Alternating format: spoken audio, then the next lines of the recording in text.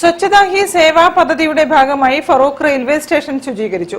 October 2 വരെ നടക്കുന്ന ദ്വൈവാരാചരണ പദ്ധതിയുടെ ഭാഗമായാണ് ശുചീകരണം നടന്നത്.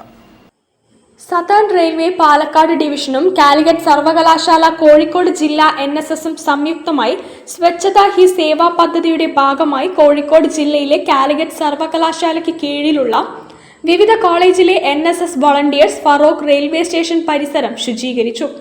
സെപ്റ്റംബർ 17 മുതൽ ഒക്ടോബർ 2 വരെ നീളുന്ന സ്വച്ഛതാ ഹി സേവ ദ്വൈവാരാചരണ പദ്ധതിയുടെ ഭാഗമായാണ് ശുചീകരണ പ്രവർത്തനങ്ങൾ നടത്തുന്നത്.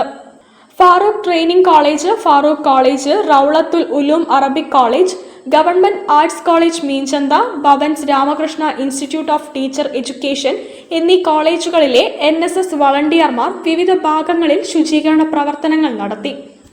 Station superintendent Manoj GS, Calicut സർവകലാശാല NSS programme coordinator doctor Shihab NA, സർവകലാശാല സിൻഡിക്കേറ്റ് അംഗം ഡോക്ടർ T മുഹമ്മദ് സലീം, ജില്ലാ കോർഡിനേറ്റർ ഫസീൽ അഹമ്മദ്, ആമിന K എന്നിവർ സംസാരിച്ചു.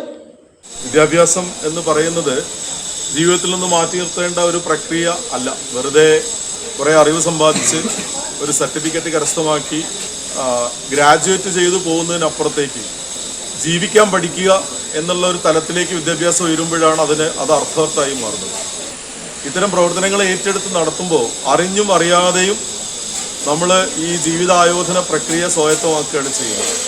അതിൽ ഒരു ക്യാമ്പസിനകത്തുള്ള വിദ്യാർത്ഥികൾ അവിടെ പരസ്പരം സ്നേഹിച്ച്, പരസ്പരം പങ്കുവെച്ച്, പരസ്പരം സപ്പോർട്ടിംഗ് ആയിട്ട് പ്രവർത്തിക്കുന്നതിനപ്പുറത്തേക്ക് ഇതര ക്യാമ്പസുകളെ വിദ്യാർത്ഥികളെ കൂടി ചേർത്ത് നിർത്തി നമുക്ക് പരസ്പരം സംവദിക്കാനും കൂടിച്ചേരാനും ആശയങ്ങൾ പങ്കുവെക്കാനുള്ള ഒരു അവസരം ഉണ്ടാവുക എന്നുള്ളത് തന്നെ എന്നെയൊക്കെ സംബന്ധിച്ചിടത്തോളം ഏറ്റവും മനോഹരമായ ഒരു ഓപ്പർച്യൂണിറ്റിയാണ്.